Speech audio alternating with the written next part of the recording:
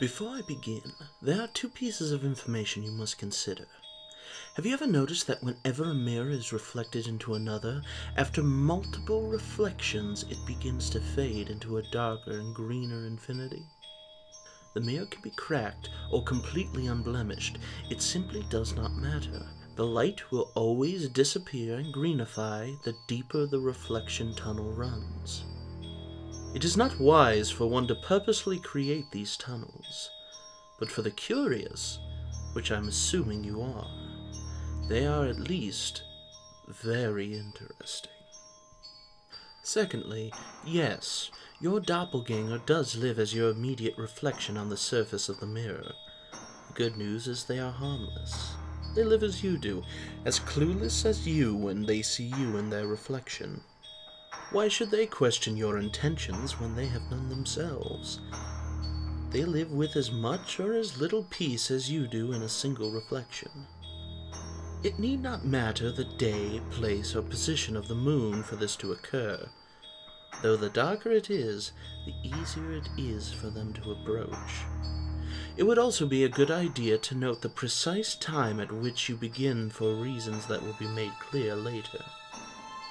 You must have two large mirrors facing each other with roughly 1 meter between them. Stand between them and do not make a sound. In fact, the location you choose must be free from any extraneous noise. This is of the utmost importance. They frighten easily, especially in the beginning. You must be able to see your entire reflection in the mirror you decide to face.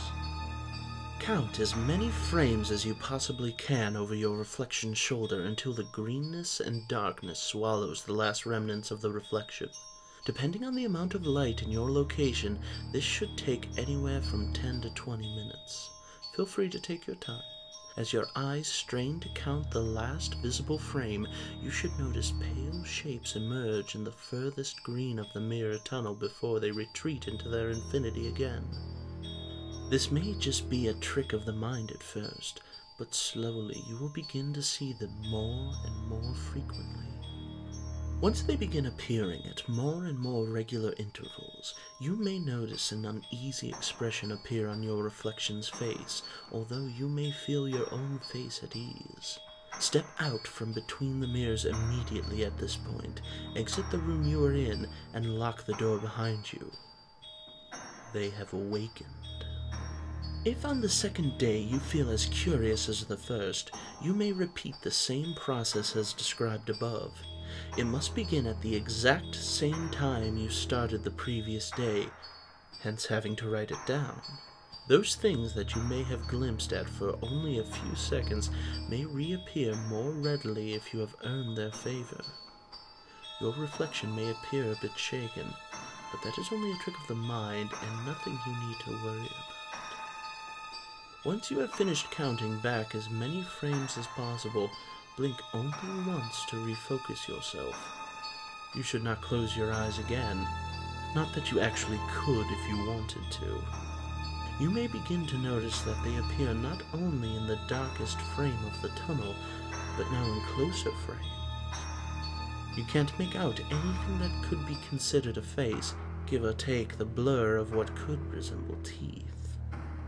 Don't let your curiosity blind you. Looking for human similarities is fruitless, even though you will continue to try to understand them. If ever they appear in any frame less than 6 away from your own reflection, they have become too comfortable with you, and you with them.